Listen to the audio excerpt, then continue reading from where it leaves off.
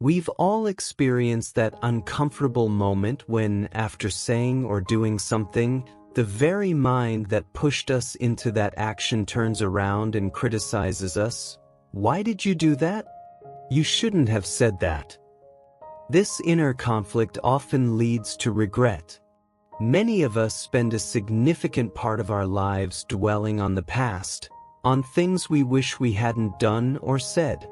In fact, studies show that around 75% of people spend much of their lives either regretting the past or fearing the future.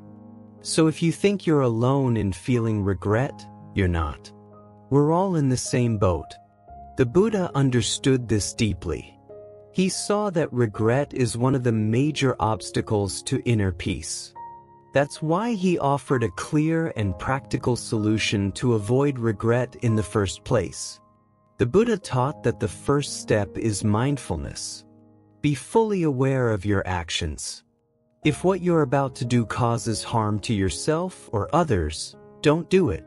That's simple but powerful advice. But how do we actually live that way? How can we avoid creating future regrets?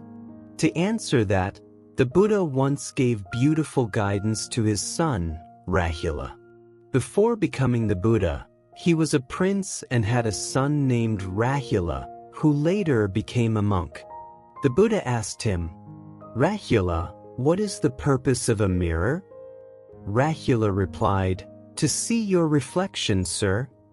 The Buddha said, "Just like a mirror shows your outer image, your mind must reflect on your actions before you speak or act." He taught that before doing or saying anything, you must ask yourself, will this action lead to harm or suffering for myself? Will it harm others? Am I acting from a negative or unwholesome state of mind? If the answer is yes, then you must refrain from that action.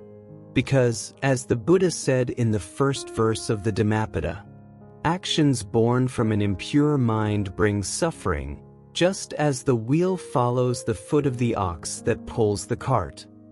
On the other hand, if your actions come from a wholesome mind, and they bring peace and happiness to yourself and others, then go ahead and do them.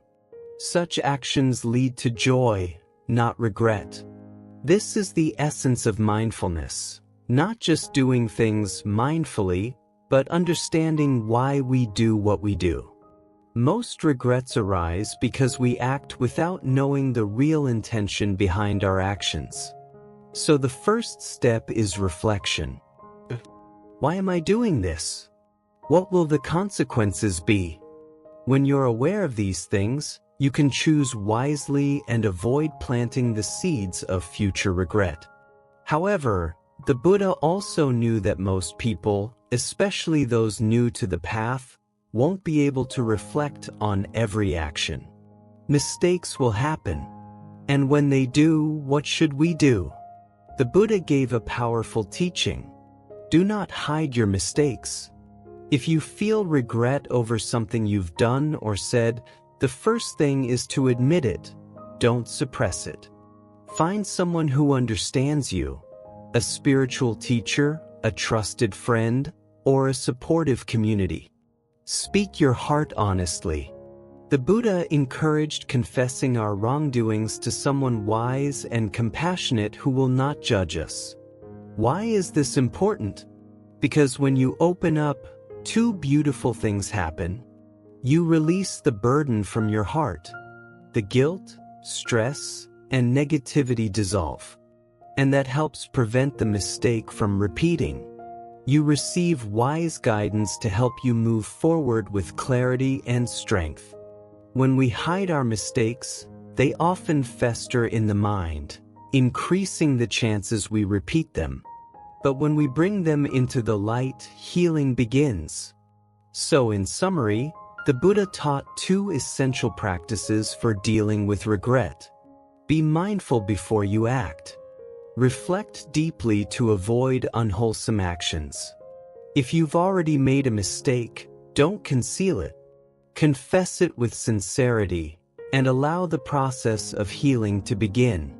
Recognizing our mistakes, accepting them, and choosing not to repeat them, that's the path to inner peace. That's how we purify the mind and create space for happiness and freedom. So let us practice mindfulness. Let us reflect on our actions. And let us have the courage to be honest with ourselves and with others. Thank you for being here. May you be well, peaceful, and free from regret. See you in the next video. Namo Buddhaya.